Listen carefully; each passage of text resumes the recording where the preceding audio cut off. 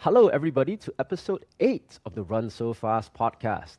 Today is a very special episode. I know I always say it's a special episode, but today is really special. It's our first ever guest from a non distance running background. And it's Miss Kerstin Ong, who is none other than our national record holder for the 100-meter hurdles for women. Kirstin, welcome to the show. How are you doing? Where are you now?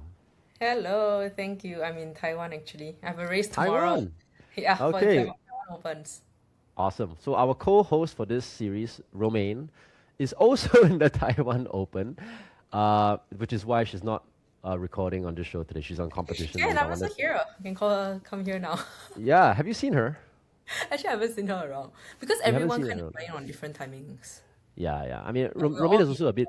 Yeah, Romaine is a bit sick, so I think I just wanted to leave her to her own devices to recover, and like get ready for the races. But no, she's doing, I believe, the 800 meters tomorrow and the 1500 meters on Sunday. Okay, here's a question for you. Since you're a sprinter and not much a distance, have you done distance at all? Like cross country, 800? no, not at all.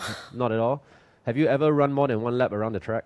Of course, Okay. the longest I ran was 10 km, and the Huh? reason why 10 km, yeah. What do you mean? Like, is that too short, or too long? No, I'm very surprised that you have made it to 10 km. Right, I'm so impressed myself. But I've done it before. It's only because that was for a charity event. Like the more rounds you do, like they donate more, and the max was 10 km. So I'm like, okay, I have to do Did it you right. walk or did you run the It's whole way? quite a lot lah. I walked quite a Okay, okay, bit. okay. Oh, power to But you, man. Wow, look full, at her. Look at her. Athlete, a champion athlete with a heart for charity. Everyone loves one. Also, I realized that we're both wearing a Singapore jacket. This is purely coincidental. I yeah, try and change my outfit for every episode, and I was just filming with Amir before you. So I was like, I cannot wear the oh, same thing. I went in, I dragged the first jacket I saw out to change jacket, and then I sat on the podcast now, and then now you. So I'm guessing it makes yeah. sense that you're wearing a Singapore jacket. I saw first Nice. Amir was the host, right? There was something Yes, different. Amir was the host for the previous episode. You did your homework. Yes. Yeah, but okay. So here's a question for you. You know the event, 1500 meters. Uh-huh. Do you know that event? Do you know Of what it course, is? Okay. Would you call it 1500 meters or 1500 meters or 1005 as the Singaporeans would say? 2005. Okay, correct, right? It's a Singaporean thing to say, right? 1005, but it's not used anywhere else. Maybe Malaysia, but in Only Europe or 1500. America, Europe. No, when I said 1500 meters, you understood me what? I mean, yeah, of course I understand, but like it's not the common term to use. Usually we say, oh, 1005, 1005. It's not common in Singapore, but if you listen to the Olympics or the World Championship commentary or the European Championship commentary, it's like, oh, here's the start of the men's 1500-meter final. The Right, reigning now that you champion mention, is, yeah, yeah, I've never realized, but yeah, now that you mention, oh yeah. yeah, yeah. So it's one of those like Singaporean things, lah. But getting to that, one thing that I love about you is that you are very Singaporean, and I'm going to show you examples of this. So if you guys are listening on Spotify, I would love for you to turn on your screen for a minute here, because this is one of my favorite articles about Kirstin. Can you see this, Kirstin? Oh my I god. just have to run faster, lore. Singapore hurdler after a record timing scrap due to SEA Games technical issues. So this is Kirstin after her SEA Games 2025, where she broke the Singapore record in the final, but the timing was scrapped. The record was scrapped through no fault of her own, but it was just the vendor or whoever was doing the timing system. Something went awry there. Yeah. Like you scroll through the article, like it's okay. I just had to run faster next year. Let's fucking go. LFG, great, Kirstin. You curse like that, you're not scared that you cannot ban, Because when I I curse, mean, walao, I LFG can didn't. mean a lot of things, what? Okay, what else can it mean? What else can it mean? Okay, it's not let's fucking go. Let's Let's say freaking what's it? go. Okay, wow, good I turnaround mean, there. it's such a common term to use anyway, There you right? are. This is my I mean, I favorite use that all article the on time. Kirstin. Yeah, Mark Trade expressed deep concern with the reported failure of the timing system. Da da da. But yeah, I think yeah, that's what I just wanted to say that that's very Singaporean and very cool. Now, maybe that's a good place to start, because I think that showcases your character really. Like I, I don't know about you, I would be feeling mad if I had just like set a national record at the regional games great stage to set a record, by the way, because that is literally the big stage for Singapore athletes to perform at the SEA Games. For most of us, at least, unless your name is Shanti Pereira, that's really the biggest stage that we are going to be winning medals on. So, if you are there, you have planned your whole year around it, you have peaked for it, and you have broken the national record there. Isn't it frustrating when it doesn't happen? Take us through your season and how it accumulated and your emotions at the finish line. How did you feel at the finish line when you crossed that line? Yeah, I mean, of course, like it was honestly a bit frustrating and a bit upsetting lah when the record was removed. But I didn't know What that it would be removed exactly? You didn't know. until like later on. So when I crossed the line, actually I was quite like truthfully I was quite upset with my performance because like, oh my gosh, I came in seventh in SEA Games. That's quite terrible lah. Um, Seventh. yeah, I was at seventh place mark. Okay. And Why and is of it course, terrible? Why is I it mean, terrible? You're seventh in the region. Why is that terrible? when we all go to SEA Games, we all hope to come close to the medal or hopefully be able to medal. And Okay. like I guess me entering the competition, looking at every past year's standards, like I ran the Mm-hmm. 13.85, right? And the 13.8 would get me a medal in almost Oh, actually really? I Okay. would get a medal in all editions actually, except for Okay. that one. So like coming in seven, I was like, oh my gosh. And you know how Singapore places so much emphasis on like SEA Games and the kind of Mm-hmm. placing that you are ranked. And especially when I'm Yeah. ranked like seven, it's very hard for me to try and like apply for like a specs potential or anything because I'm no longer I medal potential see. anymore.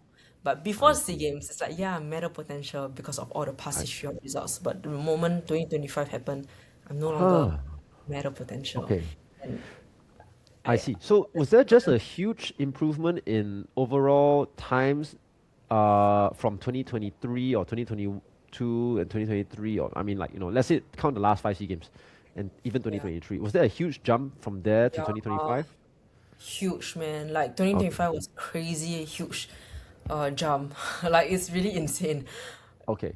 And you also had a huge jump in your performance because I think I wouldn't say I've known you, but I met you maybe in the year 2016, which is a good 10 years ago. By the time you're still Yeah. like 15 years old or whatever, like, kid.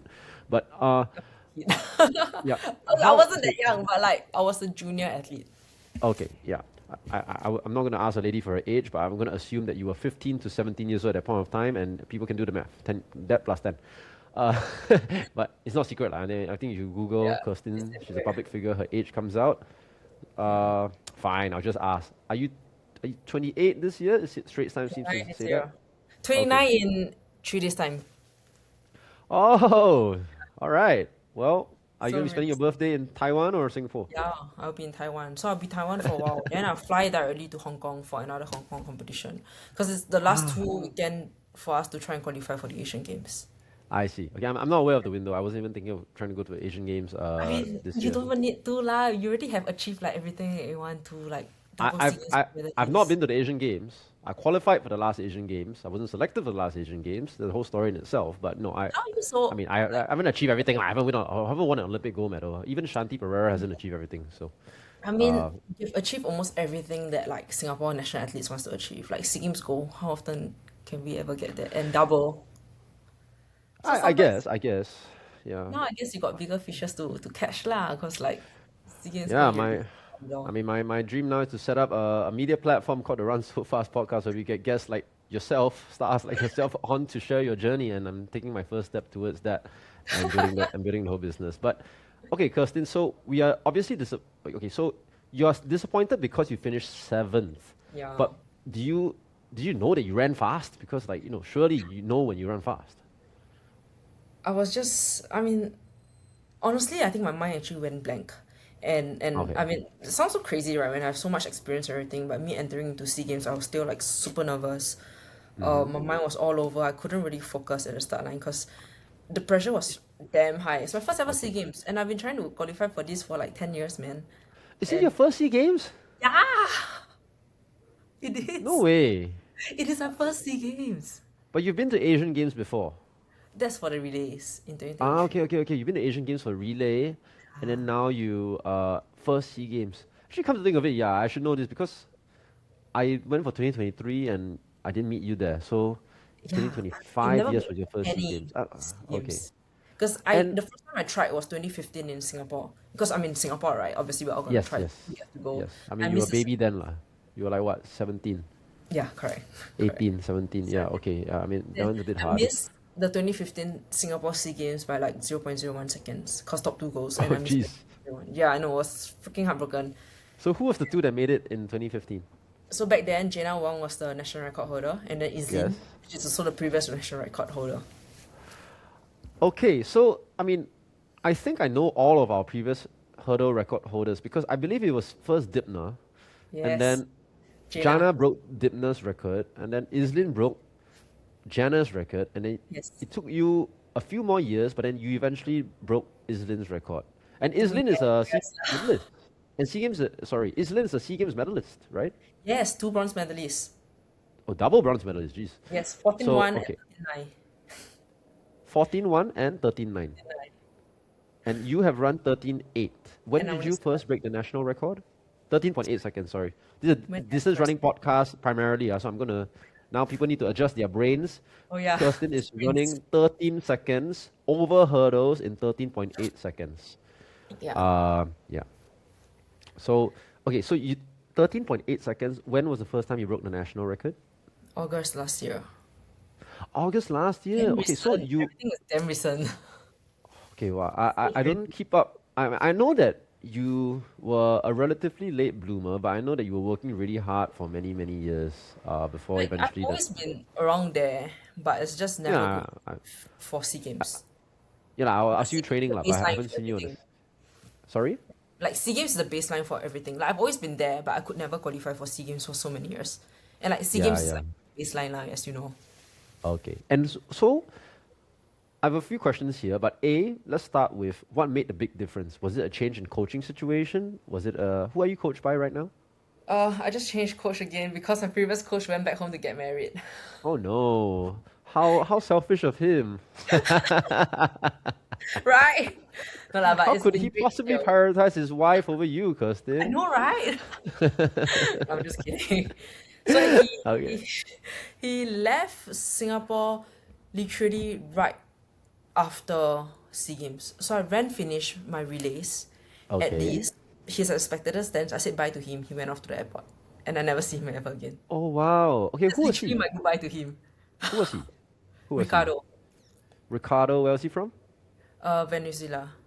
Venezuela. Young dude? Yes. Not very young lah. Mid Okay. 50s, I think. Mid Yeah. 50s. Oh, then he's White getting hair. married. Okay, so he's also a late bloomer, lah, but getting married in his 50s. Yeah, correct.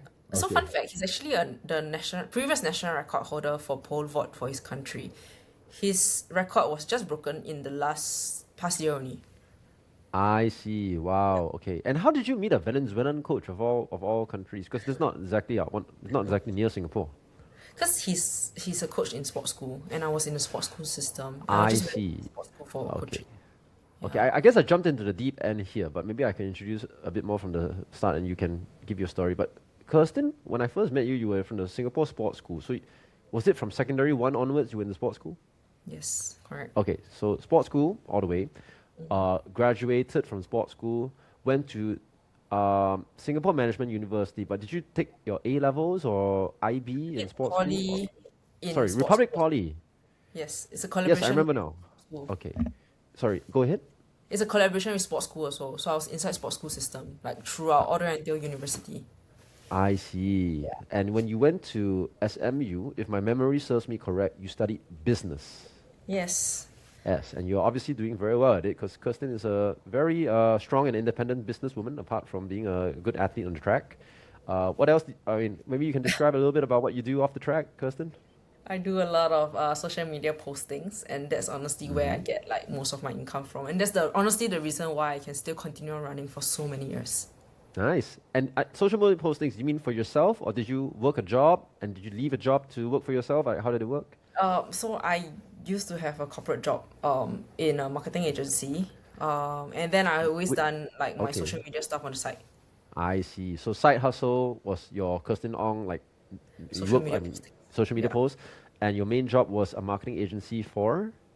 I used to do marketing agency for so I was in two different marketing agency. Both were like world number one and two in the media I see. agency. Yeah. I see. Okay.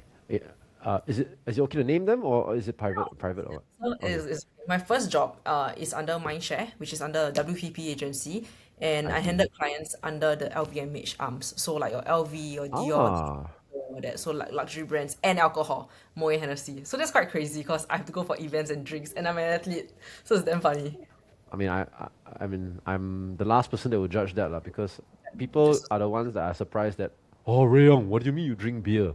I'm like, dude, like, it's not exactly, you can, just don't overdo it. And if you drink, yeah. just make sure you get up and train the next day, lah. If you're getting drunk and hungover, you can't train the next day, then that's a problem. Like, if you're drinking every day, that's also a problem. But, Yeah, as you long know, as not overdoing it and in balance, still do okay you find lah. that Singapore athletes are a bit uptight? Like, oh, everything so cannot, like, oh, yeah, cannot.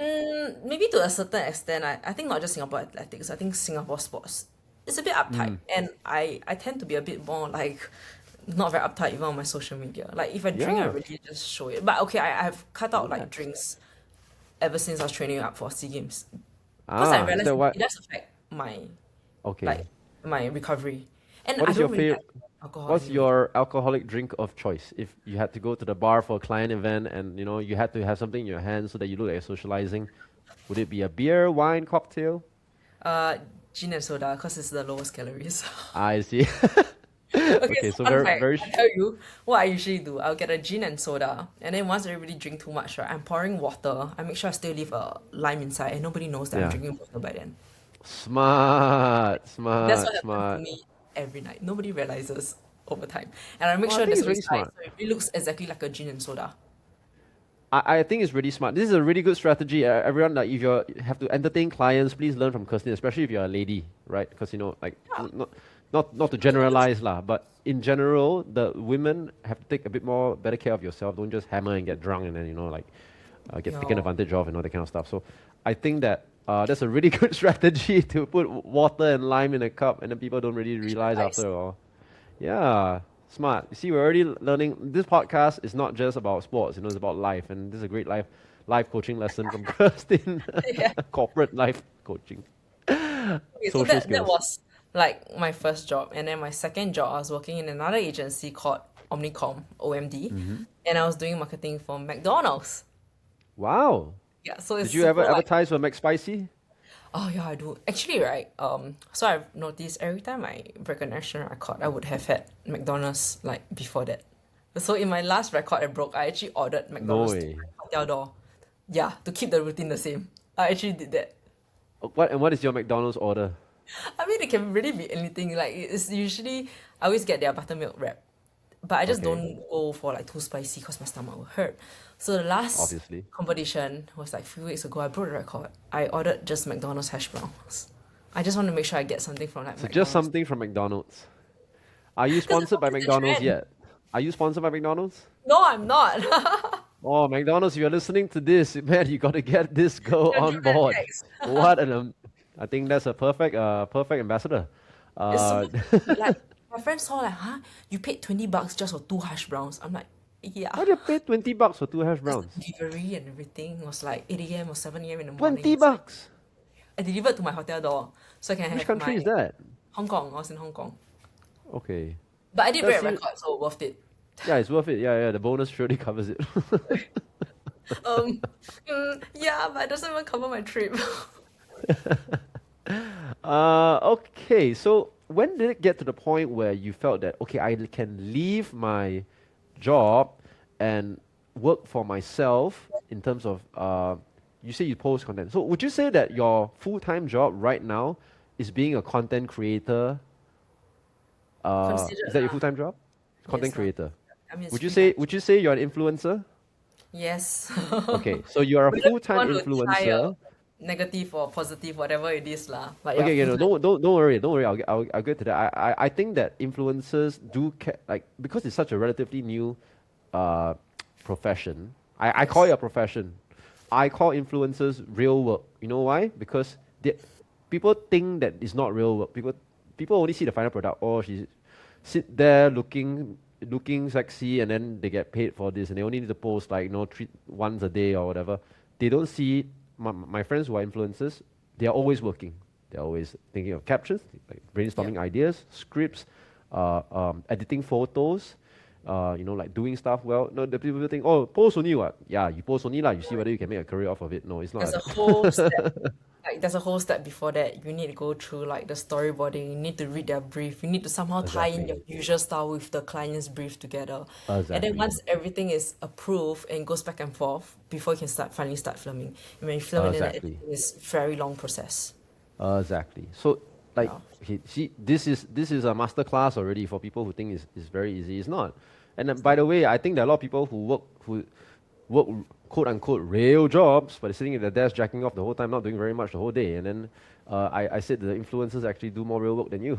You sat at your desk all day pretending to be busy. Not everyone, but I've seen some people in some jobs Yeah, where of I course. say, and then what they're doing, they're scrolling Instagram on the company hours. Yeah, happens, man. Yeah.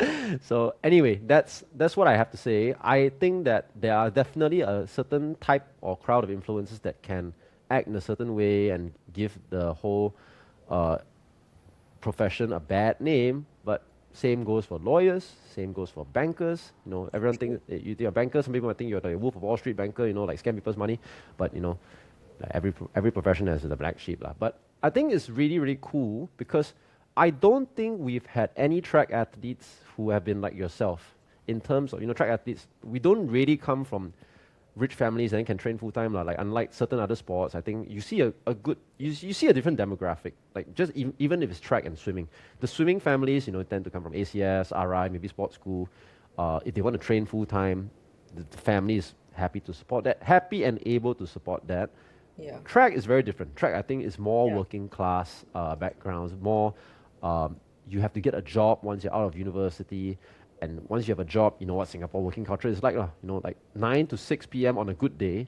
If there's a client project, it can be up to 8 o'clock. You can work. You Yeah. work events. You will know. Sometimes you Yeah. don't finish work till after midnight. You Oh, cannot. You yeah, can't even of course, train. all the time. Actually, my Exactly. previous jobs, like my first job, it was quite crazy because I handle like 16 brands across LVMH accounts. 16. Oh my god. It's quite But crazy. you made a lot of good contacts, lah. I'm guessing. Yeah, I'm sure, but they all move around everything as well, right? Yeah. Yeah. Yeah. But they kind of just move around within LVMH as well. Mm-hmm. Stay in contact with some of the clients actually, so that's quite nice. But when I Nice. was in there, it's damn crazy. I mean, I get to come into work later because I train, but I don't end my work until 2 a.m. every day. I Every see. Okay. And I when? OT from my day two of my job, and I never once not OT since Oh wow. And how long were you there for? 2.5 years. So 2.5 years you OT'd every day. Yeah, the norm was it was started with like 10 hours, oh it's fine. And then it Okay, became OT 12 is overtime. hours, Sorry, like, oh it's OT is fine. overtime for Then it those that became are not 16 affected. hours. I was like, You work 16 hours a day. it's quite crazy. Yeah, I sleep two, For 3 hours, get the training. Yeah, it was tough. how do you no how do you sustain 2 to 3 hours a day every day? That sounds a bit crazy.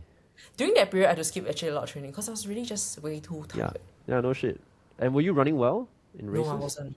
I wasn't at I all. I mean, wasn't yeah, I running well. mean, no surprise there. So where did it come to the point where you decided, you know what, I want to go work for myself? But it's not just you want to work for yourself. I think all this time maybe you wanted to work for yourself anyway. But how do you know you were able to Yeah. work for yourself? Like, were you just growing the side hustle alongside the main job, and then you realized that, hey, actually the income here not bad. I can probably do this. Actually, from the very, very start, like ever since I started my full time job, that's about 5 years ago.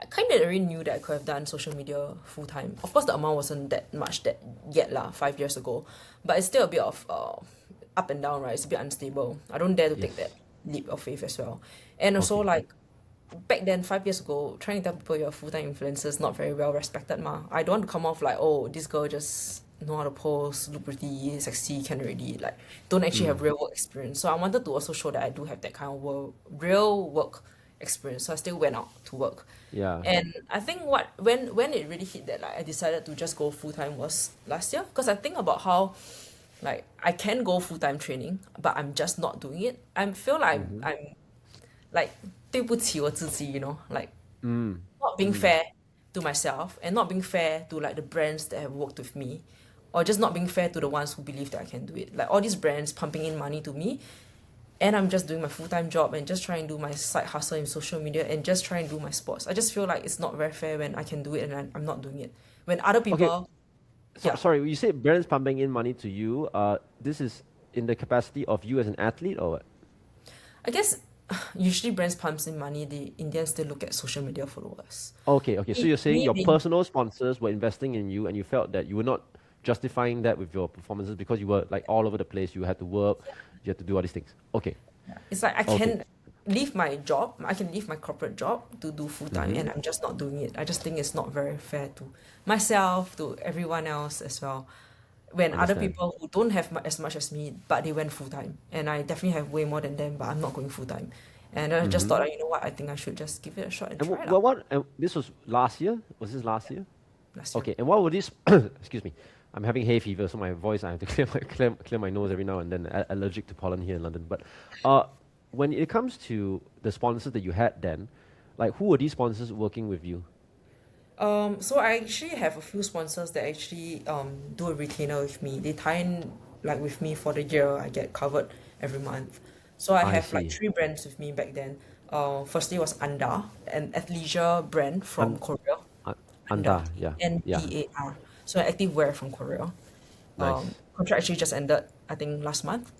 Yeah, Okay, wasn't renewed, but it's and fine. you signed with Puma when that was over. Is that correct? I think. Fine with So, Puma. It was a one-time off. Yeah. oh, one time off. Okay, okay, okay. Sorry, someone's actually sent me to that and said Puma signed a new athlete. So, Really? and then I saw it was you. And I was like, oh, I know that girl. It was It's me? Kirsten. No, I don't think so. I mean, I hope it's me. I actually did sound out my interest to them, so let's see. Well, I think it was you. Well, No, you know better than me. So anyway, so you're not signed with Puma full time. It was a one-off thing. It was a promotion for a shoe or something like that. for their I latest see. shoes. Correct. I see. Okay, and what shoe was that? That was Deviate 4. It's a really Ah, fast okay. carbon plated shoes. Correct. I see. Okay, so you had Anda. So it's a one-year contract with a retainer. Yes, that was 3 years. That ended last month. Oh, 3 years. Wow. Okay. But But I it's a think, 1 year yeah, yearly renewal. So I got I renewed for see. 3 times, and then they stopped this long term athlete ambassadorship across all their Yeah, and ambassadors.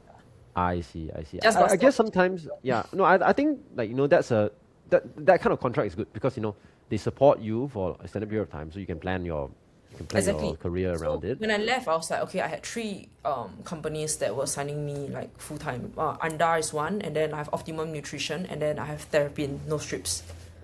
Okay. So these Ah, three, that's why you wear no strips. Okay. yeah, Yeah. and of course, right, and it also helps to lift up your nose bridge, so it's easier to breathe anyway. For 100 meters, 100 meters don't Okay, breathe, what? to be fair, correct. No lah, I got brief. Okay, to be fair, yes, correct. 100 meters, it tend to be so fast that eventually we usually start to use our mouth. But when you're resting or anything, you still want to bring your heart rate lower and breathe through your nose. I Okay. think those the ones that actually benefit a lot more. Longer distances or like your high rocks people would benefit a lot more, definitely. Do you do high rocks? Not yet. It's so painful. I got no endurance at all. Okay, I think Run So Fast Academy can help you with that if you ever want to go into 8 km leh. endurance. Okay, it's not just that. Imagine me doing 100 wall balls. Wow, my legs would die. Like, so painful. Hey, if you cannot do 100 wall balls with your kind of like hurdler physique, do you think the rest of Singapore can do? I don't know how they do it. Leh. I really cannot. Leh. Nah, practice only lies the skill. I need I to think like anything can rest. be learned. Okay, so then, like these three Endurance. companies, Yes. actually, the amount they're giving me is actually already more than my full-time job pay. And this was stable, so I Wow. felt, okay, you know what? Honestly, this is very stable that I should actually take the leap and just go for it. Yeah. Although it And like some ended like last month, which is unforeseeable, right? But I'm at the moment when I made the decision, like things make yes. sense. Yeah. Yeah. No, that's 100%. And so these companies were happy to sign you even though you're working full time. Yeah, because I guess most of all this arrangement is always because of your Instagram followers and engagements, Yes.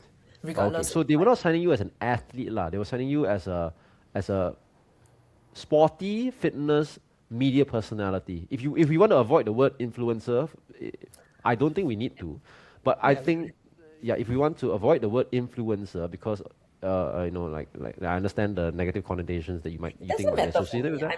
I'm unbothered. Like I really don't Okay. care. You can call me like influencers, KOL or Yeah. whatever. It's completely fine Yeah. actually. I mean, like you said, you could have done it full time from the time you were 23 after university, but you were kind of uh you kind of thinking what people would judge you by, like you said, or no real work experience. All she has done is like post on Instagram. Now, I don't think this is no, this is very common.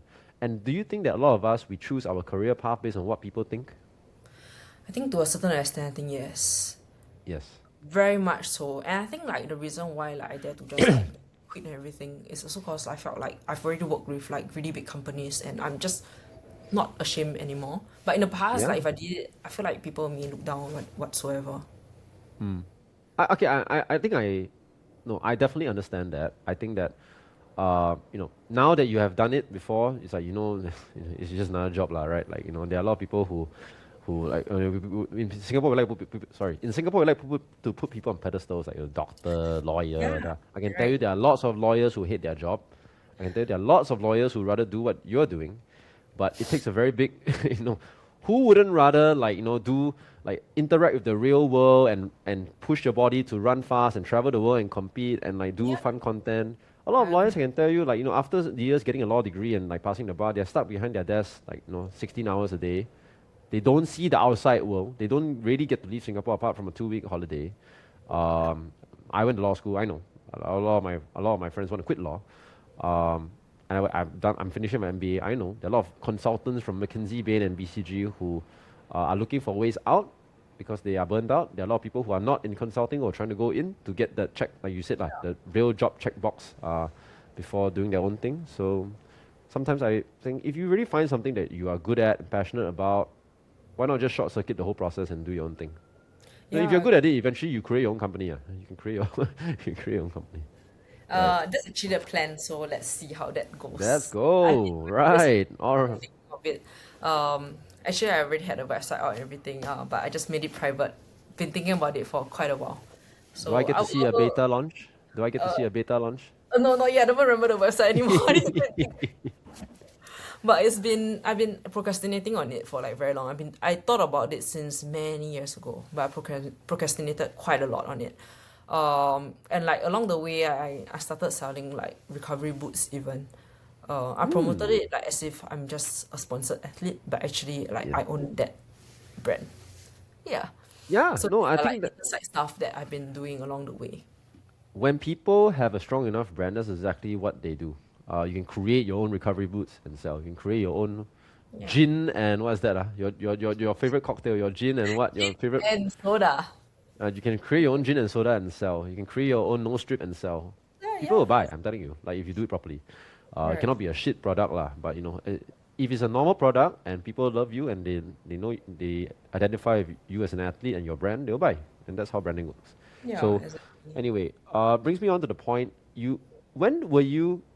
Okay, right now, for example, how many? I don't track people's like profiles or whatever, but how many followers do you have on social media right now? And which is your main channel? Which is the one that's monetized? Is it Instagram still? Instagram and TikTok is monetized, but mainly Or TikTok as Instagram. well? Okay. Yeah. Okay, So mainly Instagram. Instagram I have 70 over thousand of followers, and on TikTok it's also Okay. close to 70,000. Okay, wow. In my in right off the top of my head, 70,000 on Instagram would make you the most followed track and field athlete in Singapore. Is that correct? I don't know. I think so, but I may be wrong, but I think so. Both men and women. I think I mean, so. I I only think. have 62 lah, so you're higher than me for sure. Oh, you're catching up. 63. I don't think I'm catching up. I think you overtook me at some point. No lah, we're so close lah. Yeah. But it's always But like a at the trend same and time, everything, right? when was it that you really took off on social media? Like surely you started at one point you were like 1,000, 2,000. When did it Yeah. go from 2,000 to maybe, I don't know, 20, 30? When did it really start to be sustainable in terms of like monetizing that platform? Was it 50? Was it 20? I would say 40, 70? 50,000 around Okay, there. 40, fifty So thousand. that's last maybe 3 years or so. I Last three, see. 4 years. Yeah. Last 3, 4 years. Okay. So, what was it just gradual, or was there a big bump in like how if you compete at certain thing and you Quite do well, there's a big bump, gradual. or quite gradual? Okay. Gradual. I wish there'd be big bumps, but it's been quite gradual. Yeah. I And see a lot when, of other influencers grow so fast, and I'm like, oh, I want that too. oh, and how do you think they grow fast? Viral contents. Okay. That's really how it works. And how did you grow gradually? Is it consistent? It's just really consistent postings and really try and error and everything. I Try and think error. like Okay. I guess one good thing about my profile is, and I think that's why also a lot of brands tend to still Mm-hmm. use me, is because I Mm-hmm. think most of the, not all, but a number of influencers tend to just show skin. And if you look at my profile, it's still Yeah lah. relatively healthy.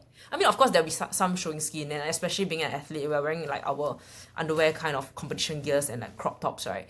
Like there will still be some show skin, but mine is not everything show skin, and it's still looking pretty healthy.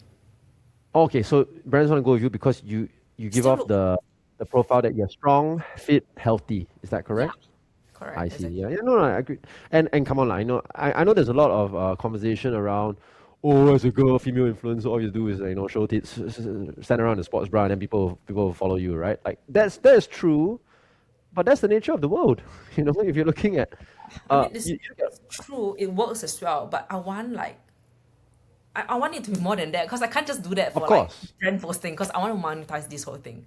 It's yeah, not yeah, just yeah, about of post course, of because course. you monetize it. No, lah, I mean, yeah, yeah, I get that. Like, but that's also why, like, even you look at Hollywood, right? Whenever there's a hot female actress, a new young female actress, the first thing that all the producers try and do is be the first movie to showcase them nude. Like, you know how Margot Robbie became very famous in Oh, Wolf of Wall Street because there's a fully naked like scene of her. That's why, and then they take off from there. But eventually, they also evolve from there. Like you don't want to be just the lady who's known for appearing naked, right? After a while, also like right, yeah, nothing new. So yeah. I think, uh, Angelina Jolie did a great job of like evolving into a more mature actress and like having her own businesses and all that kind of stuff. Yeah. So I think that's what you're vocalizing, what you're trying to go for. Like I want like people know me for like me as an athlete, my journey, how hard the journey has been, and that's what I actually show Mm. on social media. And I think that's Yeah, why like I gained quite a number of like followers because I really show them like how tough it actually is, waking at like 5 6 a.m. that kind of thing. Or how is it like yeah, training in Hong Kong, training in China? Like these are yeah. things I guess people don't really get to see behind the scenes, and I I think I'm see. probably one of the first few that started doing that. Did you race in Hong Kong recently? The Hong Kong Open? Yes, which is a few weeks ago, and the one that I broke Yeah, the yeah. record Yeah, after. Romain was there as well. Yeah, that's where you broke the Yes, record. I think I remember now. correct. Yeah, congratulations for that. Is that the second time you've broken the record? Third? Third, Fourth? third. Third time. Okay. Wow. Excluding the SEA Games one. With the SEA Games would have been Okay. I fourth. count I count SEA Games lah. Oh, Fourth. Yeah, so yeah, I mean obviously officially it's not counted, that really sucks. But okay, so Romaine told me that after she raced in Hong Kong, she had a lot of Hong Kong guys following her on Instagram. really? Yeah, like a huge influx of Hong Kong Yes, males it was following her me. on Instagram. Did that happen to you as well? Yes. So majority of my followers are Singaporeans, but another majority is actually Malaysia and Hong Kong, because these are the two main countries I always go for competitions. I see. Okay, so how many percent of your demographic is male? Definitely higher. I don't remember, but definitely higher on a male. I think Okay, it's like at 70? 60, 70 probably. Okay, 60, 70%. Cool. Last time used to be Uh, like way higher, and I've been trying to increase up the female size. So last time was like 80 over almost 90. And that was a what's wrong with roaring that? because What's wrong with how am that? I gonna monetize my vein? Like my Ah, wow, I like know what you mean. Because if let's say a beauty company wants to advertise lipstick, and then yeah, you're advertising to 95% males. right. So like should I be promoting about shaving or like get skinny or something? You know? Like should I promote about male stuff instead? Since that's what our Yeah, thing. yeah. I mean, I get what you mean, lah. I mean, like, obviously, if you have like 90% male followers and you post a photo of yourself in a bikini, you're gonna get a ton of likes, like Exactly. 10,000 likes or whatever. But then, you know, to monetize something is harder. And do your clients ask you, like, do they ask you, hey, what's your demographic? Like, Yeah, of like how course. many? You They have to ask, screenshot to them, yeah. You have to you have screenshot to to them. screenshot and send to them. I see. So they're really quite on it, lah. And You your can even clients, search online sorry. for our data. Like it's all out there. Oh, okay. And they find you via they write in via social media or what? Email is usually email. Okay, so hey Kirsty, we're going to promote this product, da da da. Can you send us your demographic, da da da? Correct. Or the rate card and I send across. Yeah. So I do have a I rate see. card with all my data inside. So it's just a attached I send. see. Okay. So how much is it to promote? Let's say promote like let's say I want you to promote I don't know. Okay, I run a light company. Let's say I would love to make for you a light like ad Kirstin Ong and your design, but I want you to post on Instagram for it like one photo. How much would Uh, it cost? I wouldn't say much of the numbers here, but it will be in the Okay. low thousands for a video. But so the thing about Okay. me is whenever it's You a mean local, your rate card is secret ah? I mean, to brands it's not lah. I don't really say it out there in public, but I send it to brands lah. Brand ask for it, I send it to them. Ah, okay, okay. So you just wouldn't say it in public, but okay, low thousands. Yeah, I know people are curious. That's why I think that Thousands, people. low thousands. I think a good gauge is around, if I remember correctly, it's around $30 per thousand followers. So you all can just do the math. 30 Agak-agak. bucks for 1,000 $30 followers. per Okay, thousand okay. followers. That's like an Yeah, yeah. online generic kind of I amount you can. see. And how So I many guess posts would you do a week or a month to keep up with your expenses or to replace your salary and like pay your bills and all that kind of stuff? I mean it's not that I post and I get the money immediately, right? Like I need to have Exactly, exactly. That's the thing. And sometimes people don't pay. The clients sometimes don't pay. correct lor. Wow, Yeah. damn sian. Okay, but like apart from all these paid posting, you still need to do organic posting so that you make sure you still have a good amount of viewers, like just to Yes. maintain account as well, right? And I Yes. guess like for me, I usually post about 4 times a week maybe. Okay. Yeah, And and probably you like post 4 times a week. How many of it is organic and how many of it is branded? um probably like one, at least one will be branded. Yeah, I Oh, probably okay. post 4 to 6 times a week. So Oh, about I think about 40% is usually branded. I see. And is it obvious that it's an ad or is it kind of like built into organic content? It tend to be a bit obvious, but recently I've been trying to find ways to make it a bit less obvious. So I try to link Mm. it back into like a real situation of me like as an athlete. Yes. Like recently that the videos that I've done well that is actually promoting was when I promoted Yes. for Anytime Fitness Gym. I talk about my I journey as see. an athlete. Then the Yeah. gym comes on later on.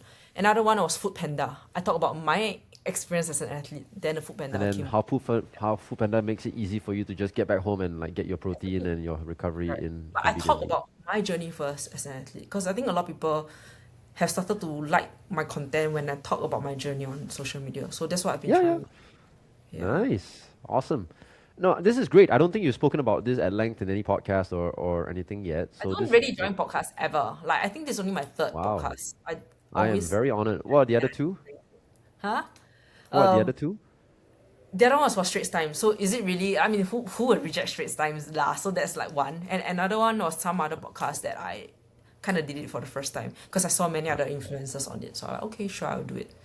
I mean, I would reject I do Straits it of Times course if because I didn't like if I depend on the journalist or the host. There are some people there I might reject lah, but okay. You are you are Straits Times and where? podcast was right after SEA Games together with Amanda Lim, the swimmer. So Ah, like okay. as a first SEA Games and hers like 10 SEA Games or something. I don't know. Hers I is so see. different, right? And that was like her last SEA Games. So it's quite a nice mix coming in also. I see. I Okay, but found also, it. yeah, you find you find. I found it. I found it. And the thing I about like all these ads posting and everything, I actually don't take on local companies like small businesses because I feel bad taking their money. mm-hmm. So I try to give them an alternative as well. So usually I try to only take it from like the larger brands because they have big marketing budgets, but it's very hard Yes. for me to take from like smaller companies. That's just And me lah. what would an alternative be for a smaller company? I would tell them I can instead do for you in an Instagram story. I see. Okay. Unless it's something that I really don't need, then I tell them like I Yeah. really don't need it. This is the Yeah. Straits Times podcast that Kirstin was on together with Amanda. There we go. Yes. Kirstin Yes. Ong and Amanda Lim on chasing their sporting dreams despite struggles. So what would the Right. struggles be in this context? We talked about what's the real situation of athletes being in Singapore that we don't really get paid. Most of us don't really get paid. There Yeah. are some, Yeah. yeah, of course, they get like spec scholarship, specs potential, but most of us unpaid. Yeah. Yeah. I guess most athletes in like capitalist societies like Singapore's, they don't get paid. Like in the US also they don't get paid, right? Like, unless you are part of unless you're part of a professional team or sponsored by a major sporting brand, you don't get paid. It's unlike let's say Vietnam where it's a centralized program, or Thailand, where you're part of the track team, it's a centralized program, that's different. But in terms of Singapore, unless you're a spec scholar, sorry, unless you're a spec scholar, then you get paid. But that, yeah, the few and far between, and not very reliable either, because it's also up for renewal every couple of years. Yes. So yeah, this was Kirstin's Straits Times podcast. Shout out to Amanda and Straits Times. Go give it a watch if you guys want interested. And going on from there, you said you were nervous going into the SEA Games. And Yeah. what brought about this nervousness? Was it because it was your first time? Was it because you had expectations? Pressure usually comes from expectations, but expectations usually are not very heavy if you're a first timer. No one really expects you to do anything. So where is this coming from? That's also true, right? I guess like yeah, my first SEA Games, and also like my first time making it in 10 years of trying. It's like you've been Mm-hmm. chasing this for so long. I finally made it to start. Like, don't mess this up. Like, make sure you do well. And like, I wanted to make sure my first games is gonna be like a bang. Like, damn, like brought back a medal, or like, oh, I I came in see. fourth or fifth or whatsoever. Like, I wanted my I first SEA see. Games to be like very impactful, and also because I'm already 29. How many more years can I run? To be very honest, it's really not that many left. Well, Lolo Jones ran till she was like well into her 30s. You remember I mean, Lolo? yeah, Do that's you remember true. Lolo Jones? I know, of course. I know her Yeah. since like I was like 13 years old. She was like Yeah. the bomb back then, right?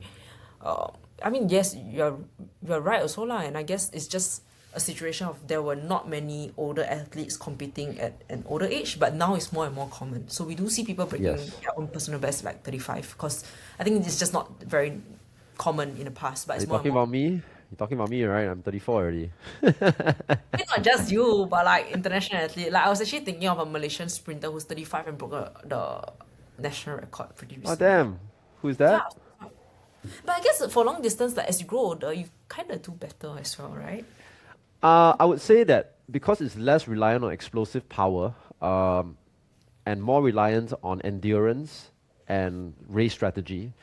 Your race strategy actually gets better the older you get, because when you're young, you Yeah, not enough experience, your race strategies can be a bit off. But yeah, more experience, race strategy gets better. You're not as reliant on explosiveness, which tends to be the first to go. Which is also why football players, like, when the older they get, the more deeper or more central they play. Like Ronaldo used to be very fast on the wing. right. When he lost that kind of speed, he was still able to know how to score goals, and he was still strong. So they move him into a central striker role, right? So that happens in football.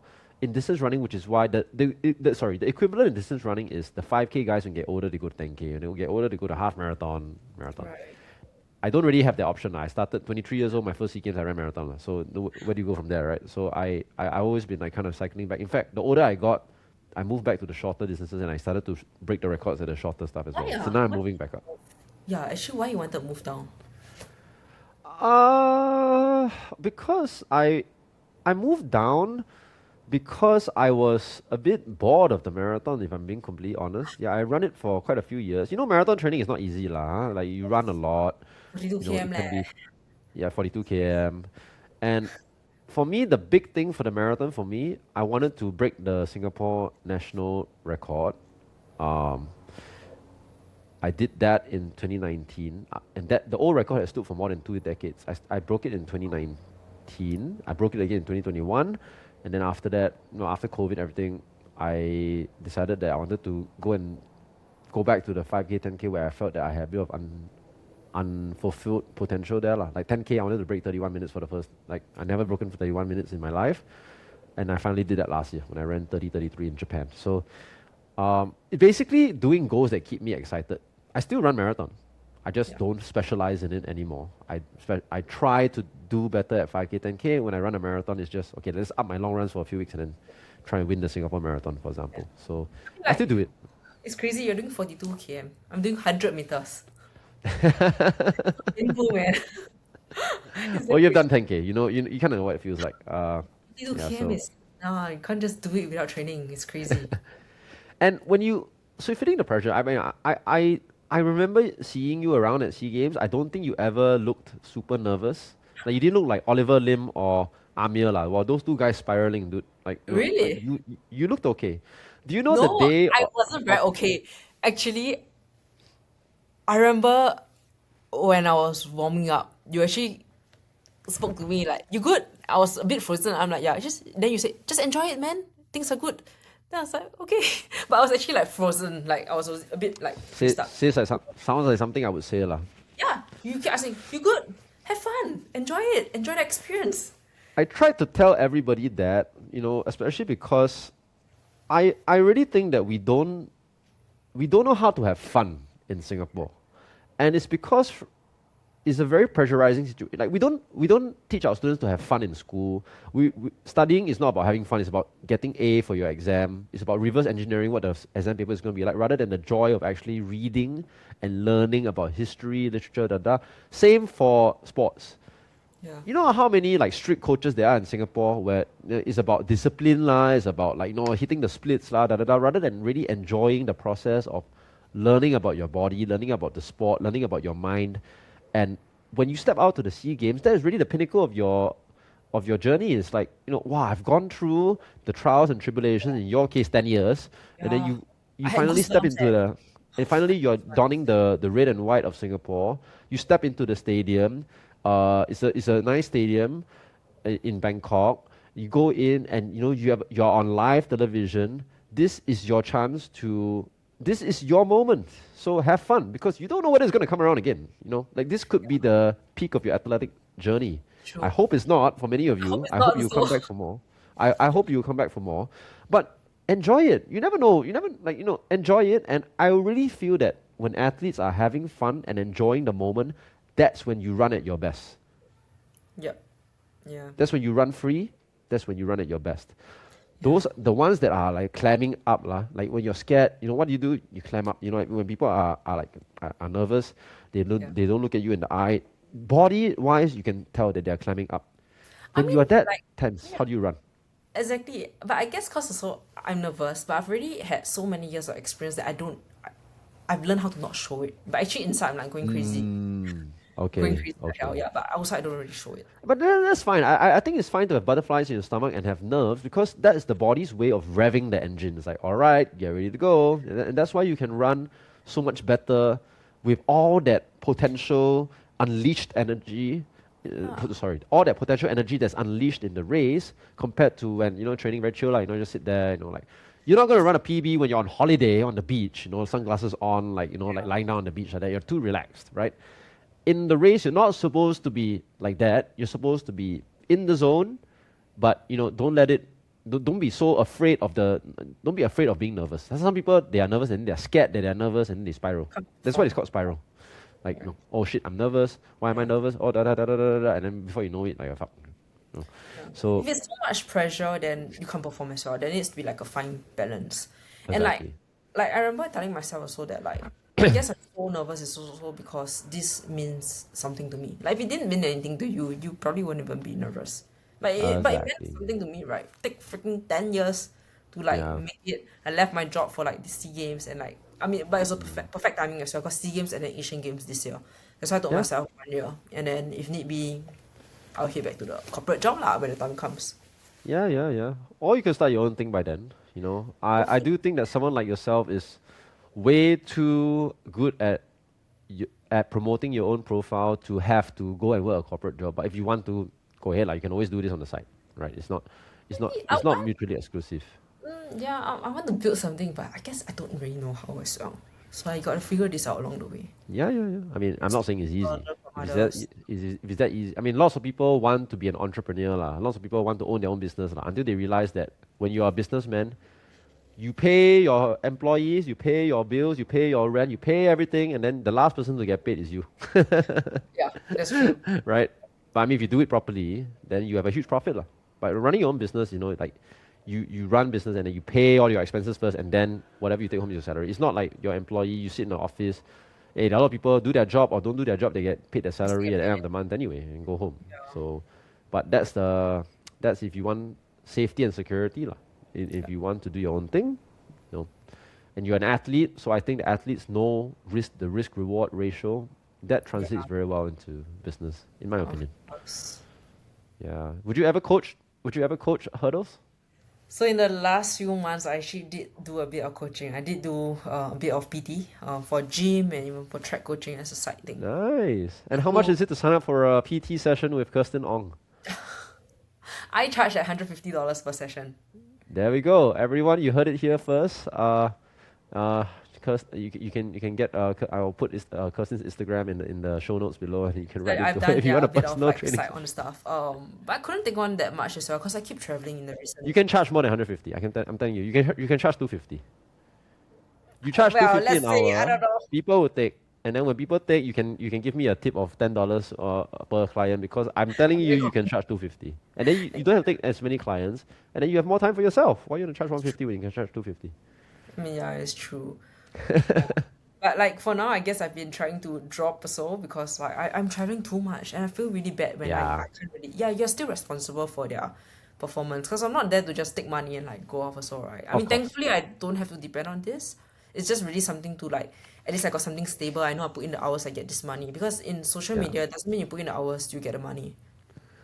It's a bit. Um, it's the same for running a business. You know, running a business, sometimes you grind and grind and grind before there's a big breakthrough.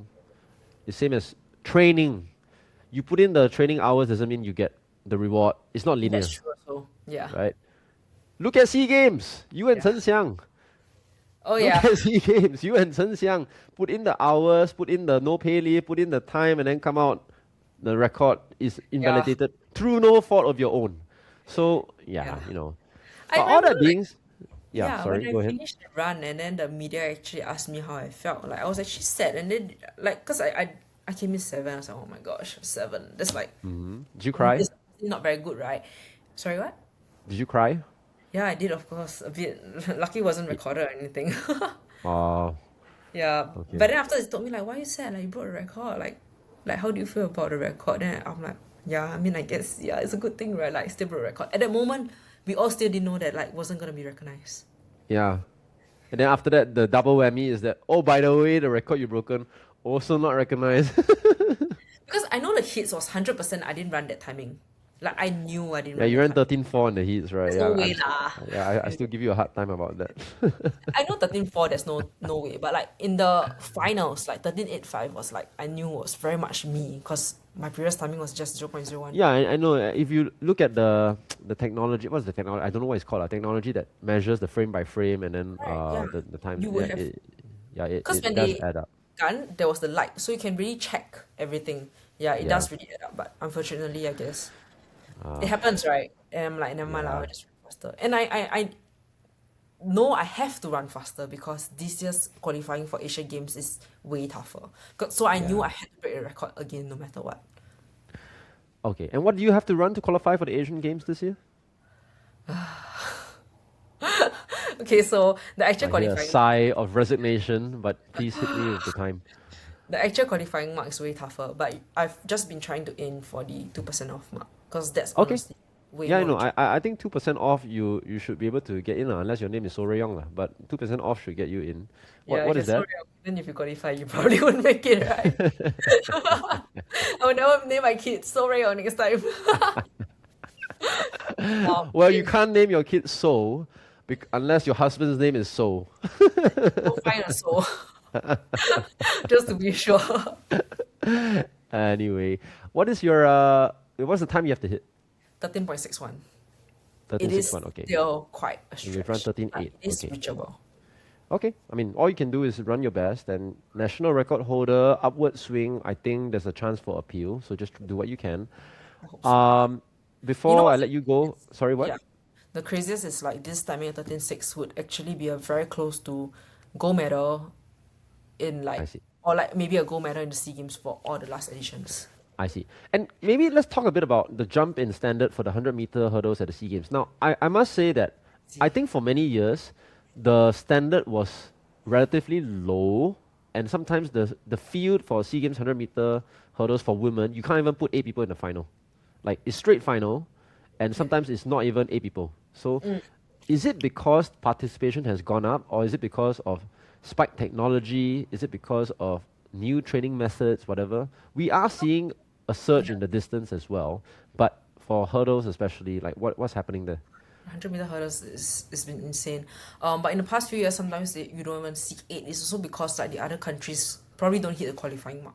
Like the Okay. qualifying mark more or less would always be like your third or fourth placing mark, which would always be around an average of 39 timing, which most of Okay. our neighboring countries also like don't really hit it. But like countries like Okay. your Vietnam, of course, and Indonesia, they've been the powerhouses lah. Okay. And I think in the last year, the surge was it really came from the Indus. They were I see. crazy. They really improved the standards like mad. So the previous gold medalists have became the bronze medal mark. Amelia Nova. Emilia Nova and Dina, both I of see. them. Yeah. And why was there a surge in improvement in the hurdles? Do you know why? You also had a surge, but yours is maybe because you quit your job lah, and dedicated more time into training. Is that correct, or was it a different coach or what? I mean, even my I changed coach as well. I did well. My this current coach, I also am breaking records, so that's a good thing. I think the biggest thing that I changed was running with people faster than me. Like I've been training with the boys hurdlers in Singapore, or when I go I see. overseas, I run with like Hong Kong people, and they are way faster Okay, than me. that helps. So you're constantly running with people stronger than you. How about spike technology? I think Spice technology definitely plays a part as well. I feel Okay. that way because there's the Okay. extra bounce. Yeah, the carbon plated bounce lah. Yeah. Yes. Um. So but okay lah. Improvements will always be there. Like tracks get better. Nowadays the track technology is better than 20 years ago. Yeah. Spike technology is better than 20 years ago. Nutrition, training science, da da da.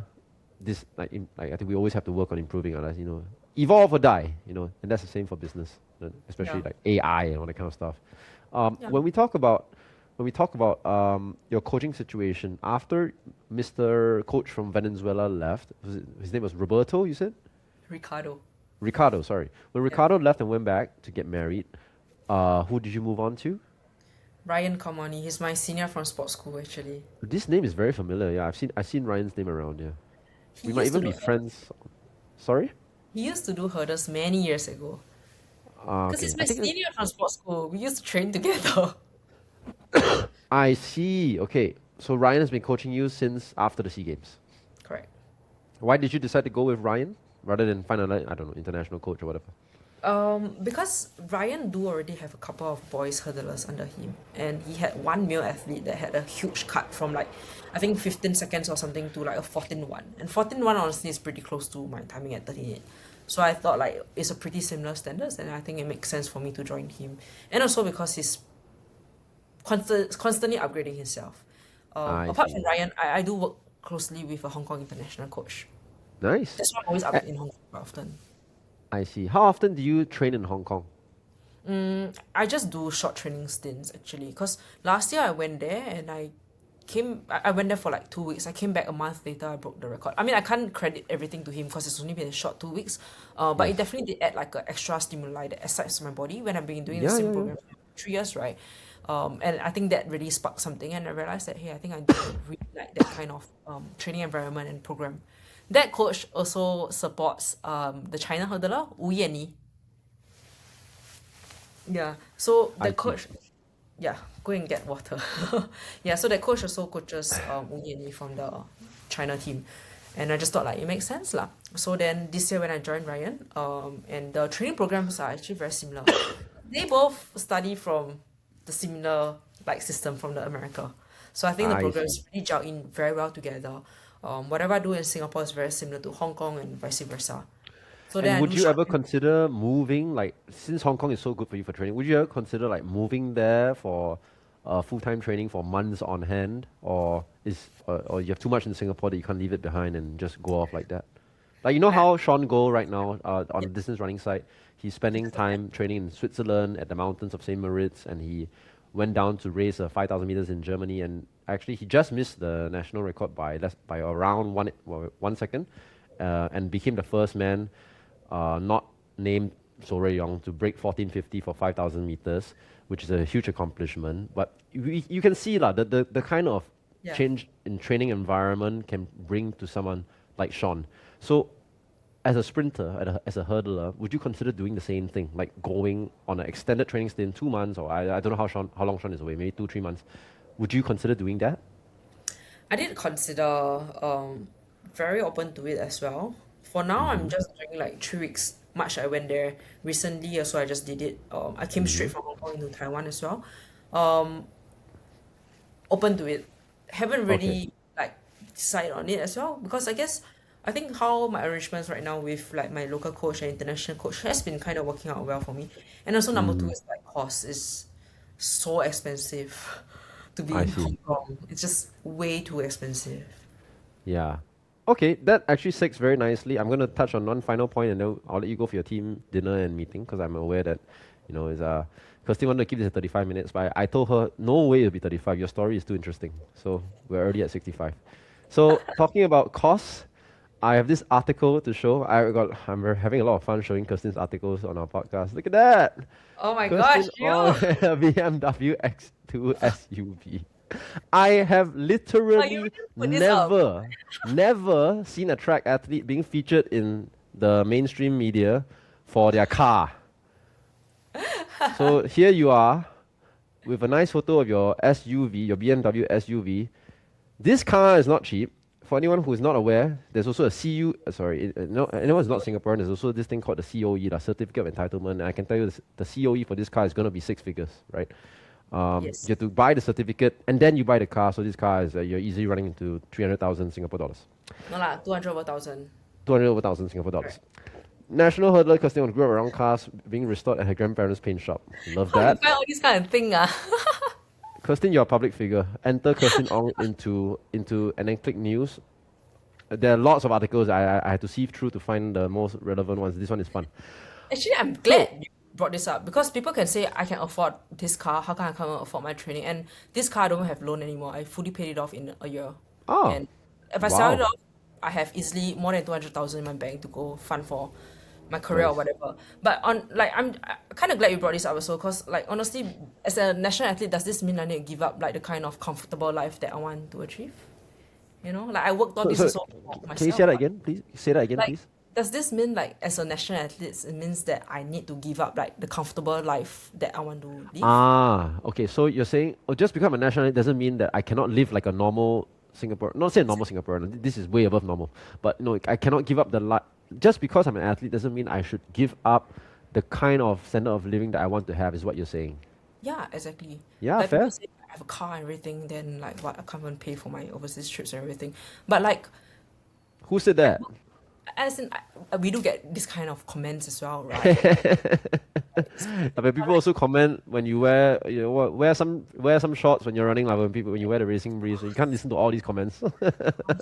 yeah, but I just feel like sometimes I feel like I should not post too much about like the things I purchase or whatever because people will make this kind of remark. But then again, I But that's think your job.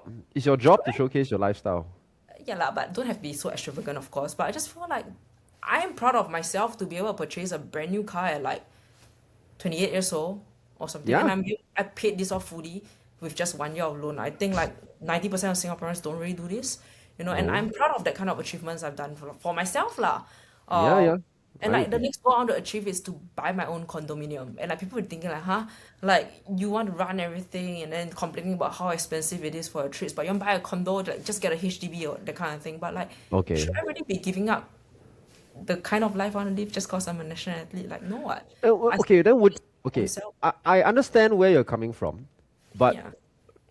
let me play devil's advocate rather. From these people's point of view, because if they hear you saying, "Oh, I can't afford to go to Hong Kong on a training camp. I don't know how expensive a Hong Kong training camp is," I'm going to assume no more than 10K. Okay, if you want to go there for 2 months, no more than $10,000. Yeah. Okay, so when you compare $10,000 to a $200,000 car, that is 5%. So you see, to them, they are saying, "What do you mean you cannot afford 10K to go on training camp? You bought a $200,000 car, and you want to buy a condo which is going to be $1 million. You see, if you're talking in the millions, how can you be complaining about 10,000? Do you I see mean, what I like, mean? money like matters. I don't have like a lot of money. Like, I practically wiped out most of my savings to pay off this car, to be very honest. Okay, okay, okay, okay. Honestly, Okay, okay. I understand, and I'm just saying like if I'm just saying like that's where the questions are yeah, are yeah, coming from lah. So yeah. in that sense, would you say your priority is to first live the life you want to have, and then with the resources you have left over, that goes into training. I think to a certain extent, yes and no, because Okay. um, honestly, if I didn't leave my job for like this sports, I would have been able to purchase a condominium already. But Mm, I gave up that goal of being able to buy a condominium this year because I went to pursue my sports this year. I see. And I houses see. are just gonna appreciate. And I can't purchase a house right now because I don't have a job. Like bank loans are not gonna give it to me, right? Like I don't have a stable job. I see. And oh yeah, because you know how the banks work like in Singapore. I'm sorry. I'm Yeah, gonna I tried to stop apply sharing for this with you. credit cards. Credit card, I got rejected. I Nobody can see that. I can see that. Yeah, and the reason is because you don't have a quote unquote a real stable job job. a stable job that falls into the realm of what they consider as appropriate for credit the normal Exactly. applicants lah.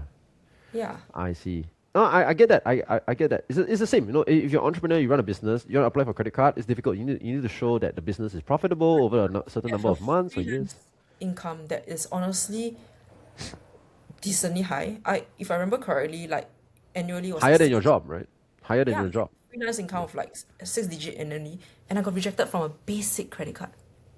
Yeah, I'm not surprised, I was like, because Singapore is very good at putting Singaporeans into boxes, and square pegs don't fit into round holes, and you're a, a diamond peg they're trying to fit you into a square hole. Let's just say that I think that if was you want really to an be eye that. opener. I was like, what?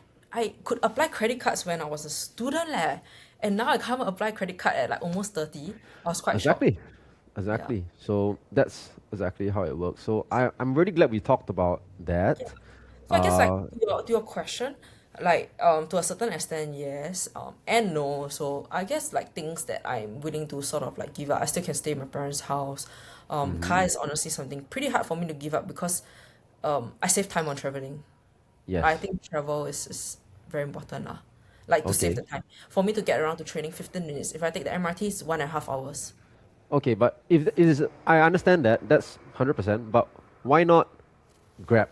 Why not instead of BMW, a Honda Civic, for example? Because when I purchased the car, I was still having a job. And then because of the amount I traveled, Yeah. the taxi was actually more expensive than my BMW. Yeah. In fact, my BMW is now cheaper than a Honda. It's crazy. But my BMW Really? is cheaper than a Honda. Yeah. Why?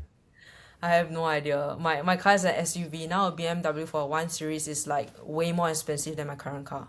For a 1 Huh. Series, which is a very small basic sedan, small I see. hatchback car. Yeah. Yeah. But okay, you see, when people say, "Oh, sports got no future in Singapore," or parents are telling their kids, you can't earn a living as a athlete.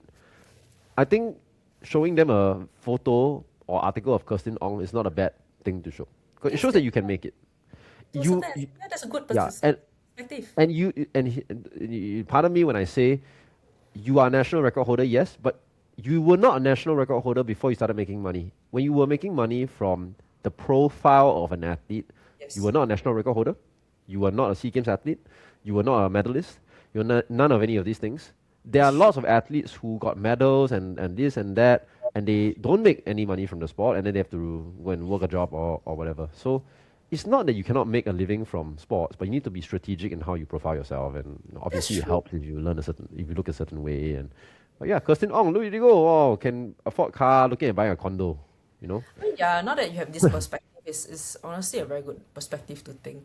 I guess I've been Hmm. maybe a bit too grumpy and complaining a bit too much, but yeah, Yeah, it's kind of true that's that what girls do. Girls love to complain. Money is never enough. I ask you don't believe me? Ask correct, my wife. correct. do you like do you like luxury handbags as well?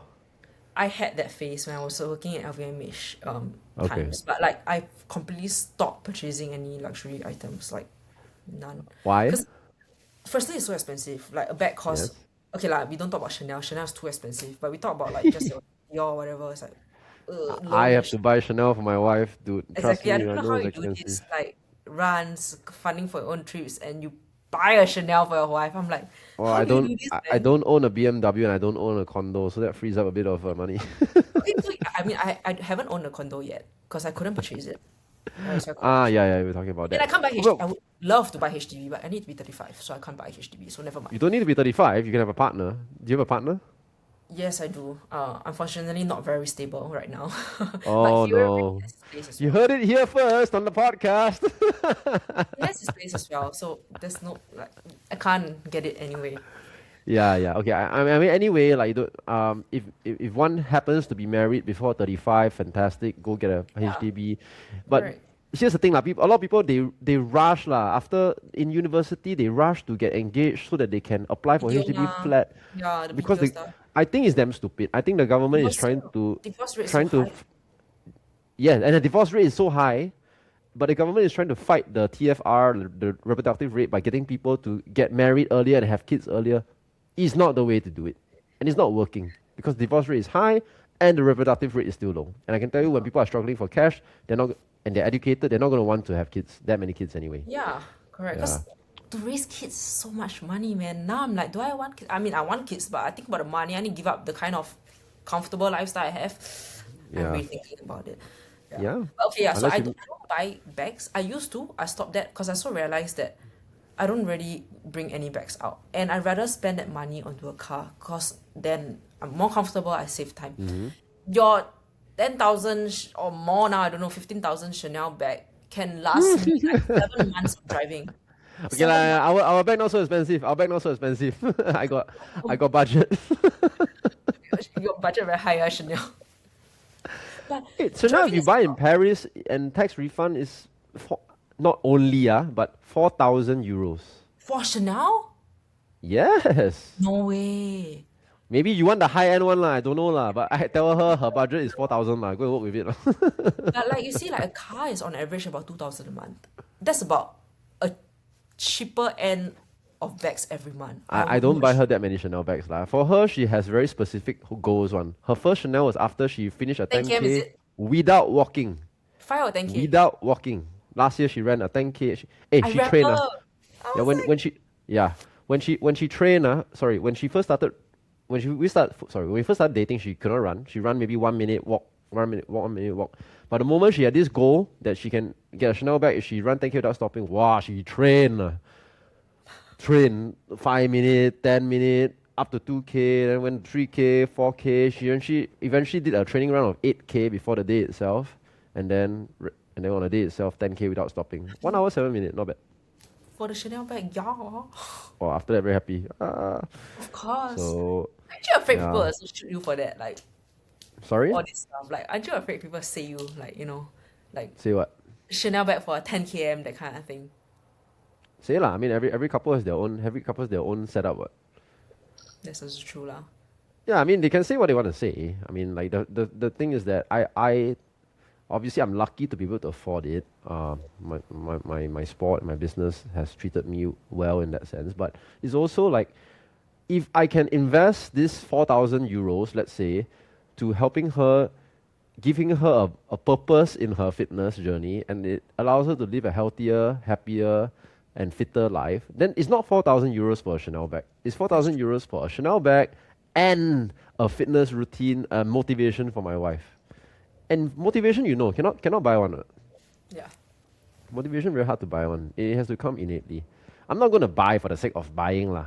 Like there must be a journey behind it one. That's my so now her next goal is if she can break 1 hour, if she can sub 1 hour for 10K, I have to buy another one. Another Chanel. Yeah. What? Would you do it if your partner would buy you a Chanel bag Yeah, I would. for 1 hour? So you 100% train do to run 10K in sub 1 hour?